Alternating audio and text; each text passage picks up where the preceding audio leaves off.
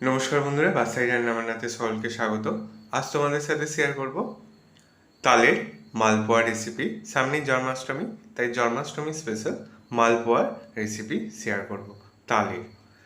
আমি এখানে মালপোয়া বানানোর জন্য ছোট বাটি মাপ করে 2 বাটি ময়দা নিয়ে নিয়েছি, হাফ বাটি সুজি। এবার তালের পাল্পটাকে নিয়ে নিচ্ছি, দিয়ে দিচ্ছি লিকুইড দুধ 1 বাটির মতো, গুঁড়ো করা চিনি দিয়ে দিচ্ছি।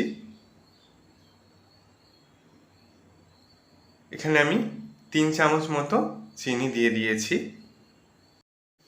এখানে লিকুইড দুধ আর একটু লাগলো। ব্যাটারটাকে ভালো করে ফেটিয়ে নিতে হবে।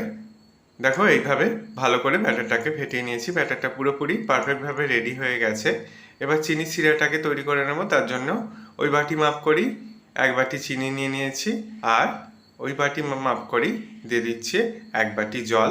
জলের সাথে চিনিটাকে ভালো করে মিশিয়ে নিয়ে দুটো আমি এলাচ ফাটিয়ে দিয়ে দিলাম। চিনি সিরাটা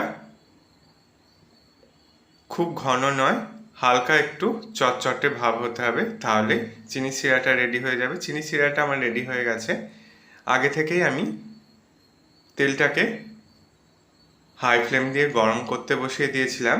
তারপর একটা প্লেটকে নিয়ে তেলের মধ্যে ভালো করে গরম করে নিয়ে তারপর ওর মধ্যে ব্যাটারটা দিয়ে এইভাবে তেলের মধ্যে হালকা হাতে ছেড়ে দিলাম। এইভাবে করলে প্রত্যেকটা মালপোয়া শেপ একইভাবে হয়। দেখো কত সুন্দর ফুলে উঠেছে। একটা জিনিস খেয়াল রাখতে হবে, তেলটা যেন হাই হিটে গরম থাকে, তাহলে প্রত্যেকটা মালপোয়া এইভাবে সুন্দরভাবে ফুলে উঠবে আর সহজেই এই প্লেট থেকে বেরিয়ে আসবে। মালপোয়াটা ভাজা হয়ে গেছে, সঙ্গে সঙ্গে চিনি শিরার মধ্যে দিয়ে দিচ্ছি। জাস্ট 30 সেকেন্ড মতো চিনি শিরার মধ্যে দিলেই সুন্দরভাবে রস ঢুকে যাবে। মালপোয়ার মধ্যে সুন্দরভাবে রস ঢুকে গেছে। প্রত্যেকটা মালপোয়া একইভাবে আমি তৈরি করে নিয়েছি। তৈরি হয়ে গেছে তালের মালপোয়ার দুর্দান্ত স্বাদের রেসিপি। আশা করি রেসিপিটা তোমাদেরও ভালো লাগবে। ভালো লাগলে বন্ধুদের মধ্যে অনেক শেয়ার করো, লাইক কমেন্ট করতে ভুলো না। সকলে সাবধানে সুস্থ থেকো।